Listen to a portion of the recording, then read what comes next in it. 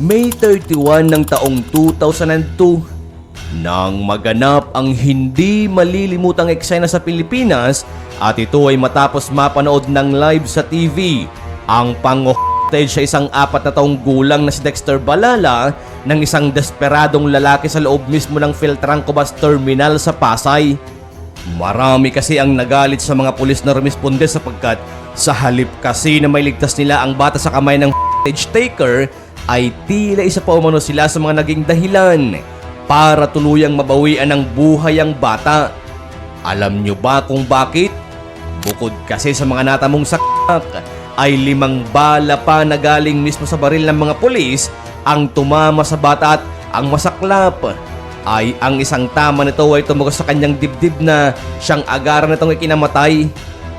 Bagamat masela ng kwento ay ating saglit na balikan kung papaanong nauwi sa marahas na pagkamatay ng batang si Dexter maging na rin sa mismong hostage taker noong araw na yon.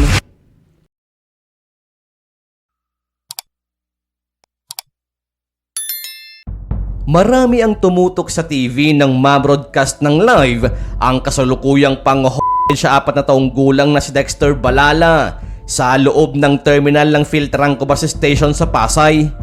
Nangyari ang tagpong ito nang ang mag-inang Salvacion at Dexter ay nag-aantay para sa kanilang susunod na biyahe pauwi sa Pampanga buhat sa kanilang bakasyon sa Camarines Sur. Ayon kay Aling Salvacion ay kagagaling lang nila noon sa CR nang bigla na lamang hablutin ng kanyang anak ng isang lalaki na sa wari niya ay tulirong-tuliro at kasunod noon ay itinutok nito ang isang patalim sa bata. Abot-abot umano ang kanyang pagmamakaawa na pakawalan niya ang bata at kung maaari ay huwag niya itong saktan, subalit hindi umano ito pinansin ng lalaki. Bagkos ay may sinasambit ito ng mga pangalan na nais umano niyang makausap. Sa nangyaring komosyon ay agad na tumawag ito ng pansin sa maraming pasahero at mabilis na nagkumpulan ang mga tao. Una namang rumisponde ang ilang gwardiya ng naturong terminal at dito ay sinubukan nilang pakalmahin ang lalaki na napag-alamang isa ring pasahero na nag-aantay ng biyahe patungong Mindanao. Noong una ay nagpakilala pa siya sa pangalang Dominador de la Cruz, subalit kalaunan ay kinilala siya bilang si Diomedes Talbo. Hirap naman siyang kausapin sapagkat hindi pala ito bihasa sa pagsasalita ng Tagalog at wikang Ilocano lamang ang tanging alam nito. Kaya naman isang Honorio Pascua ang nagpresentang mamagitan dito upang maging interpreter o upang maintindihan sana kung ano ang nais nito nang sa gayon ay pakawalan niya ang kaawa-awang bata bilang kapalit. Saglit pa ay nasa lokasyon na rin ang ilang reporter at mga taga-Pasay pulis. Kasabay ng pagdating ng maraming reporter at mga tao ay siya namang pagpalala ng pagkairita ni Talbo lalo na't panay-panay ang ikot ng mga pulis sa kanya. Ang resulta ay ibinabao ng patalim sa manipis na katawan ni Dexter na tanging iyak ang maririnig habang tinatawag ang ina na si Aling Salvacion.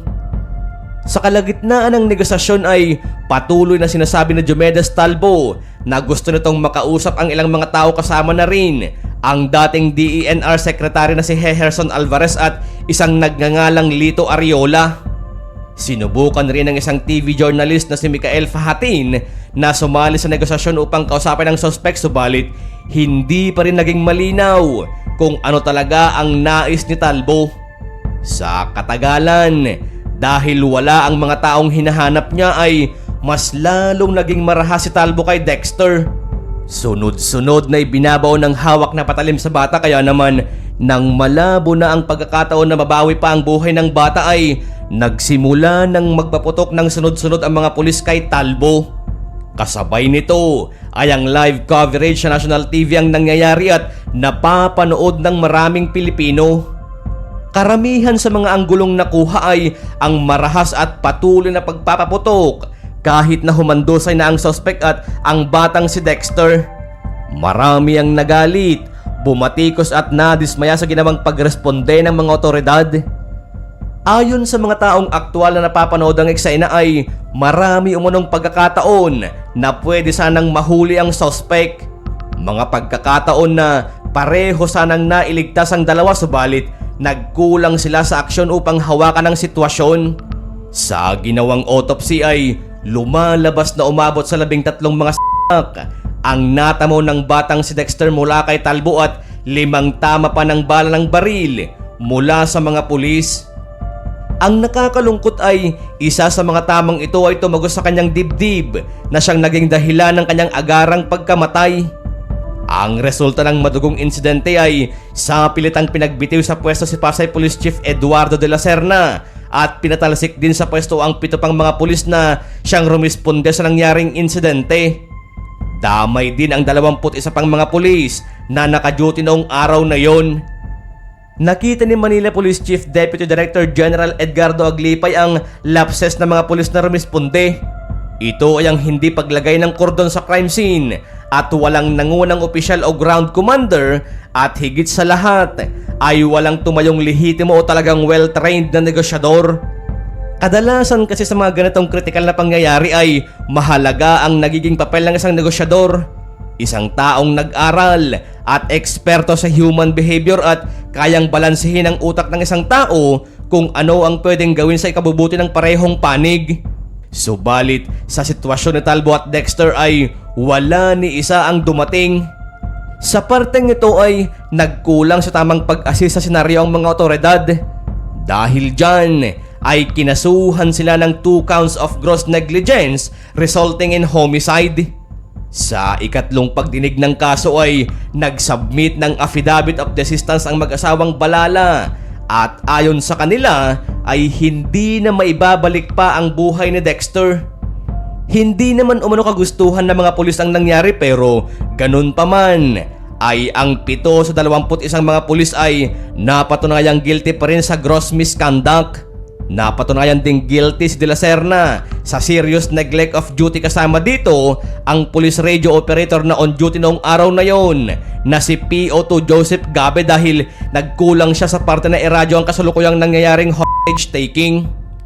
Kasabay nito ay naabswelto naman ang 14 na pulis at sa halip ay sumalang na lamang ulit sila sa 20 days training o yung responders course sa Subic kasama ang 341 pang mga pulis mula sa Southern Police District.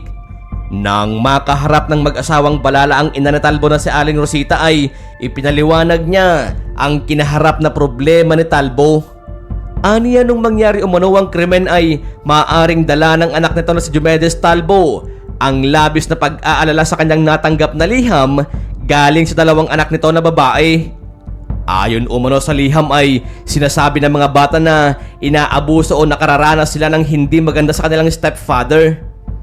Nang malaman ni Diomedes ang sitwasyon ay agad na lumuwas ito upang saklolohan sana ang mga ito. Bagamat aminado naman ang kinakasama nito na si Lydia Ganotes na gumagamit ito ng ipinagbabawal na gamot. Alam ni Aling Rosita na walang kapatawaran ang ginawa ni Talbo ngunit hinihiling pa rin nito ang patawarin ang kanyang anak. Dito rin nalaman na kaibigan pala ni Talbo si Ariola at kababayan nila si Alvarez na parehong nagmula sa Isabela. Sa pamunuan naman ng Piltrang Cubas ay narelieve din sa pwesto ang 8 mga gwardya. Subalit, isa nga bang maituturing na kapalpakan sa pagitan ng mga rumispondeng mga pulis na hindi nahawakan ng maayos ang senaryo o isang naging balakid ang hindi maintindihang lengguwahe nito? Sapat na nga ba ang 7 mga pulis at isang opisyal na natanggal? Well, alam kong matagal na ang isyong ito pero iiwanan ko pa rin sa inyo ang mga katanungang ito at kayo na ang bahalang sumagot.